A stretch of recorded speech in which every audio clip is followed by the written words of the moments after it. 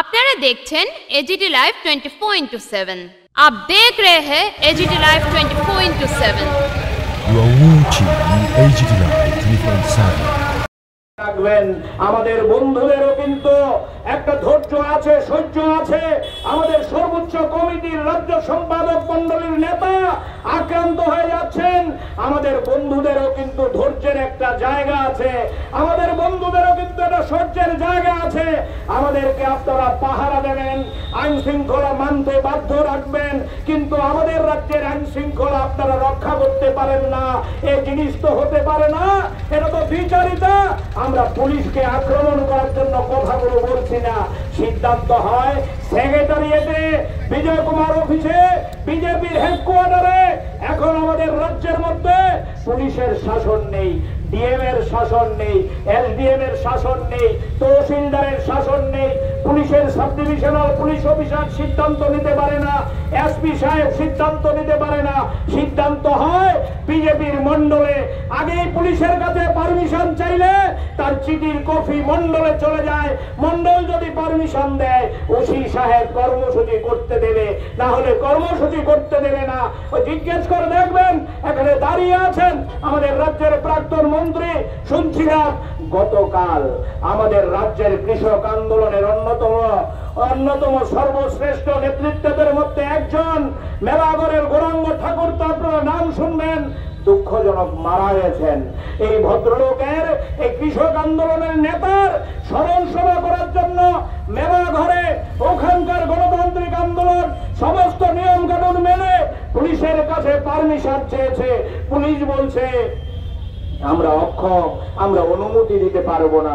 এরপরে আগরতলা শহরের মানুষ বলবেন রাজ্যে আইনের শাসন আছে, এরপরে ত্রিপুরার মানুষ বলবেন রাজ্যে আইনের শাসন আছে। প্রাক্তন মন্ত্রী দীর্ঘদিনের বিধানসভা এলাকা প্রসঙ্গক্রমে বলছি সামনে আছে বলে ওই ঘুরতে গেছেন এলাকায়, বিয়ে বাড়িতে একজন গার্জিয়ানের সাথে দেখা করতে গেছেন।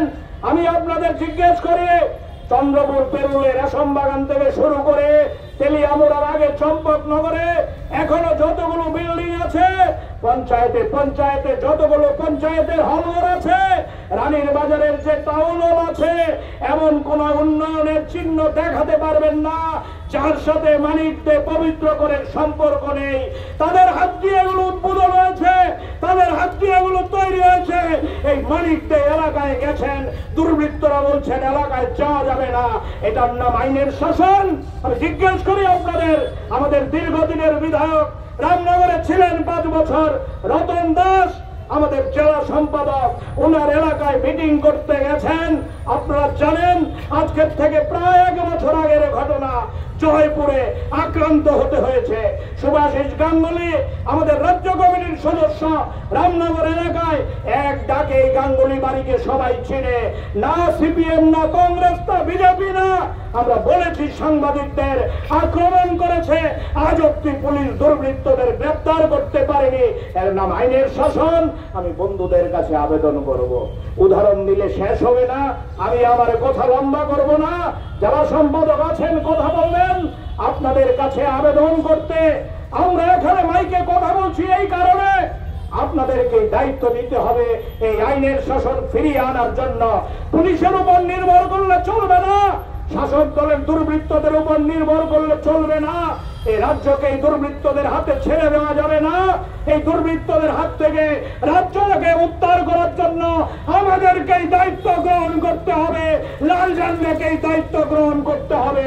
অতীতে কাজ আমরা করেছি, 88 থেকে 92 সাল আমরা এই রাজ্যকে ওই মানুষের জন্য আবার তৈরি করেছি, মুক্ত করেছি। আবারও এই রাজ্যকে মুক্ত করার জন্য আমাদেরকে দায়িত্ব গ্রহণ করতে হবে।